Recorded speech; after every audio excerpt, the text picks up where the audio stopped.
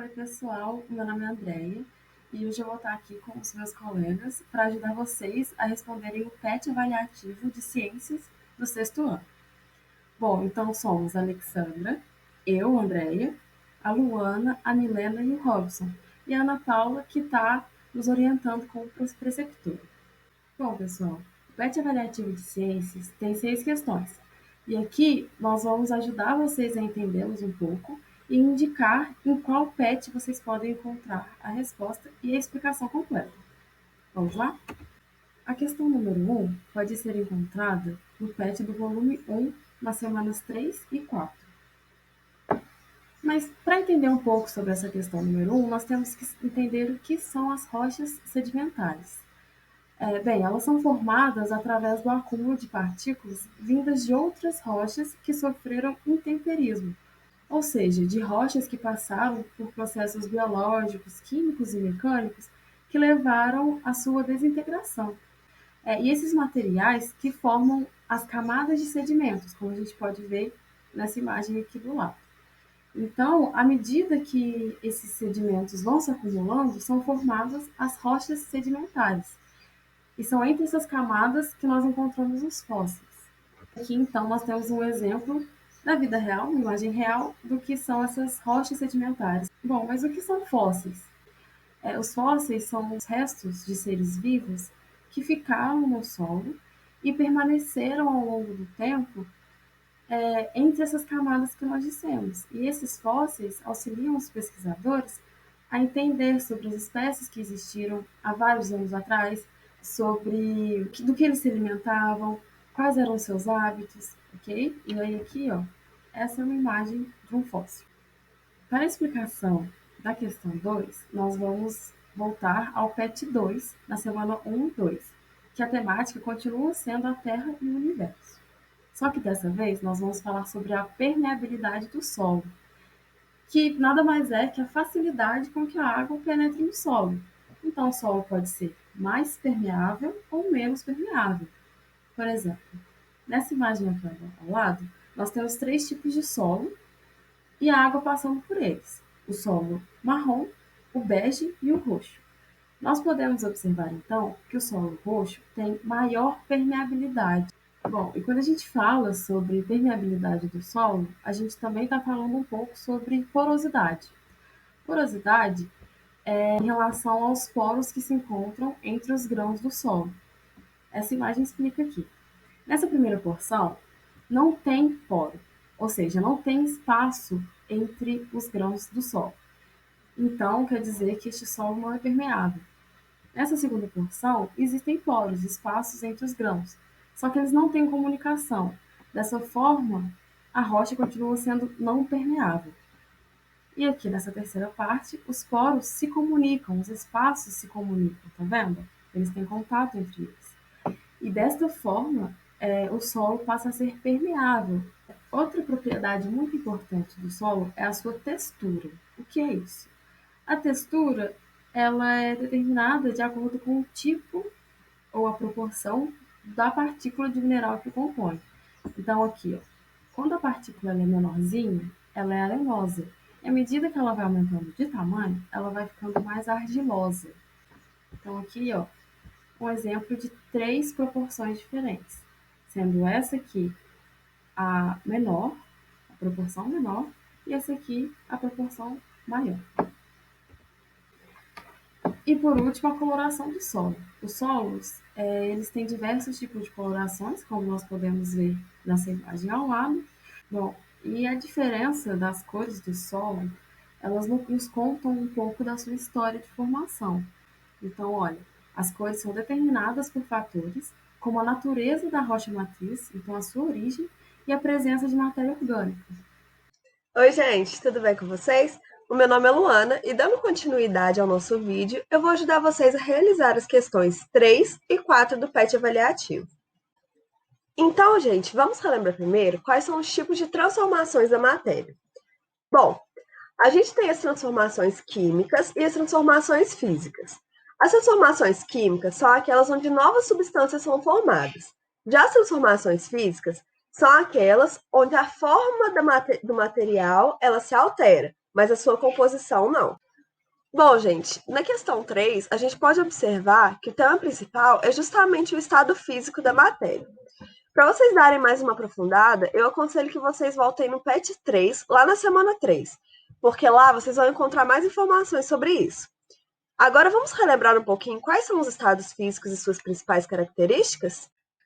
Bom, gente, como a gente já viu, são 3 os estados físicos da matéria: sólido, líquido e gasoso.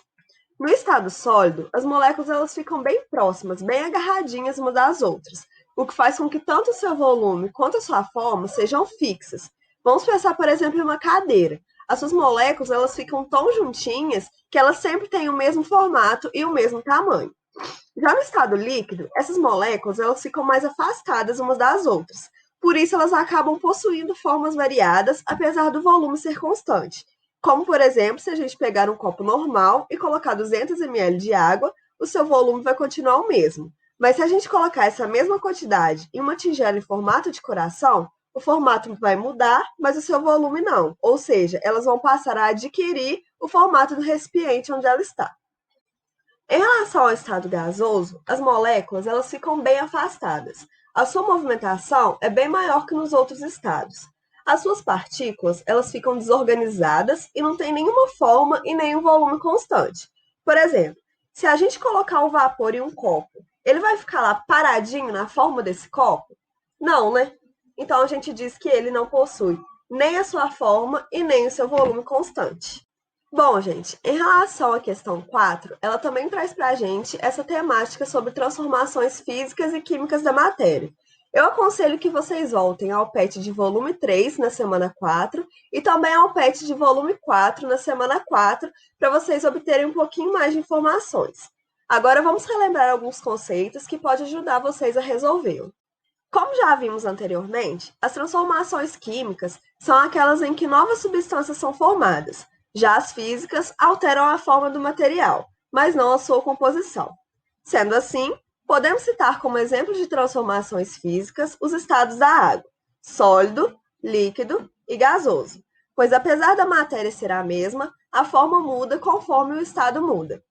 E a das transformações químicas, podemos citar combustão, fotossíntese, ferrugem e outros, pois a transformação química pode ser identificada pela mudança de cor, como em ferrugens, aparecimento de luz, surgimento de bolhas de gás, formação de partículas sólidas e percepção de cheiro. Bom, gente, o que eu tinha para revisar com vocês nas questões 3 e 4 era isso. Continue ligadinhos no vídeo, porque a gente também revisou as questões 5 e 6. Oi, gente, eu tô aqui de volta para a gente poder finalizar a aula com as questões 5 e 6. Na questão 5, o assunto tratado é sobre matéria e energia, do volume 4 do PET, nas semanas 2 e 3. Aí vamos falar então sobre a diferença entre mistura homogênea e heterogênea. Bom, a mistura homogênea, ela possui somente uma fase.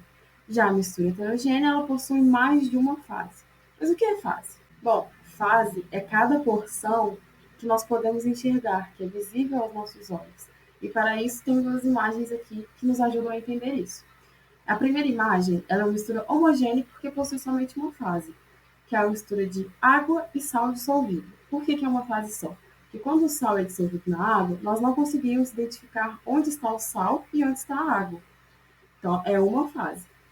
Já no segundo copo, que é uma mistura heterogênea, temos a mistura de água e óleo. Quando nós colocamos em um copo, mesmo misturando, o óleo não se dissolve na água. Então, nós conseguimos ver onde está a água e onde está o óleo. Então, ela tem mais de uma fase, neste caso, ela tem duas. Por isso, é uma mistura heterogênea. Bom, e outro conceito interessante da gente falar aqui é sobre a substância pura. O que é ela? Ela é uma substância que possui somente uma composição química. E aí fica o questionamento. Então, a água da torneira é uma substância pura? Não, ela não é. Porque a água doce potável que sai do filtro de barro ou da nascente de um rio, ela contém micro-organismos que são inofensivos, mas que estão lá. E também essa água possui vários minerais. E por essa razão ela não é pura. Ela não é somente água. Ela tem outros componentes ali. ok? Bom, então como nós já falamos sobre os tipos de misturas, que são a heterogênea e a homogênea, aqui em cima está um esquema que mostra os métodos de separação dessas misturas, porque cada tipo de mistura tem o seu método de separação. E aqui nós temos um mapa mental explicando cada um desses métodos e alguns trazendo até exemplos. É bem interessante, é bem bacana. Então, se você tem interesse por isso, se você tem alguma dúvida ainda, pausa esse vídeo, dá uma lida, que é muito interessante e a gente recomenda bastante. Bom, então a última questão, a questão 6, ela trata sobre vida e evolução e está presente no PET volume 6, nas semanas 1 e 2. E para responder essa questão, é interessante, é importante nós sabermos um pouco sobre os tipos de músculos. E aqui eu vou falar para vocês. Tem a representação aí de 3 tipos de músculos e onde eles se encontram. O primeiro representado é o músculo cardíaco, que ele é o músculo do coração e ele tem ação involuntária, ou seja, a gente não consegue controlar ele. Ele é responsável pelo batimento cardíaco. A gente não consegue definir quando o coração deve bater ou quando ele não deve, ok? O segundo aí é o músculo esquelético, é aquele que é fixo aos nossos ossos. Então, por exemplo, aqui nós temos o osso do braço e nós temos o músculo que está junto a ele. E por conta disso, ele é um músculo de ação voluntária. A gente consegue escolher e definir quando nós vamos movimentar este músculo, ok? E por último, o músculo liso. O músculo liso ele está presente nos nossos órgãos internos, como o estômago, e ele tem ação involuntária. Então, novamente, a gente não consegue definir ou ser responsável pela movimentação desse músculo. Ele é involuntário, ele tem ação própria, tá? E aí é bem interessante que o músculo liso ele age em outras partes também, como por exemplo quando a gente arrepia e o nosso pelo sobe, é o músculo liso que está tendo aquela ação, tá? É bem legal, é bem interessante. Bom, gente, então por último, vamos falar sobre os tipos de articulações, que são 3. Então, vou falar sobre cada um e dar alguns exemplos. A primeira são as articulações imóveis, quando não permitem nenhum tipo de movimento. Essa imagem aqui é de um crânio de ser humano. E aqui nós temos articulação fibrosa que são imóveis, tá? Exemplos. As suturas do crânio, essa parte aqui do crânio, elas não se movem, elas são imóveis. Os nossos dentes também, imóveis. E o nosso maxilar, que é essa porção aqui do nosso crânio, também imóvel, tá?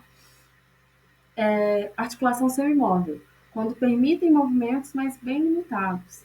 Aqui, ó, essa parte aqui é o nosso quadril. Então, que a articulação cartilaginosa é semimóvel. Nosso quadril a gente consegue mover ele, mas não tanto. E a outro exemplo é a vértebra, que é a nossa coluna. Esses ossinhos da coluna também, eles se movem, mas não são movimentos grandes, movimentos amplos. E por último, as articulações móveis. Essa sim, tem grandes movimentos. E aí um exemplo aqui, articulação sinovial, que é composto pela maioria das articulações do nosso corpo. Por exemplo, o ombro. Olha, a gente consegue ter um movimento do ombro bem amplo. A nossa mão, tá? Os nossos braços, cotovelos. Então, assim, joelho também. Então, é quando a gente consegue ter um movimento bem amplo, tá? Essas são as articulações móveis. Bom, gente, então, nós finalizamos a nossa aula. E nós agradecemos imensamente pela participação de vocês. Nós esperamos que vocês tenham curtido o vídeo, que tenha conseguido ajudar vocês de alguma forma, tá? E se vocês tiverem alguma dúvida, pode mandar aqui, ó, um e-mail para a gente, tá aí o e-mail de todo mundo que participou da construção dessa aula. E vocês também podem entrar em contato com o nosso Instagram, que é @rp_biologia. Bom, e como recado final, nós agradecemos bastante mesmo a participação de vocês. E, gente, se cuidem, tá? Fiquem em casa, tenham muito cuidado, porque a gente ainda está num momento de pandemia, a gente ainda está num momento de muito cuidado, de muita atenção. Então, nós esperamos que vocês fiquem bem e até a próxima. Tchauzinho.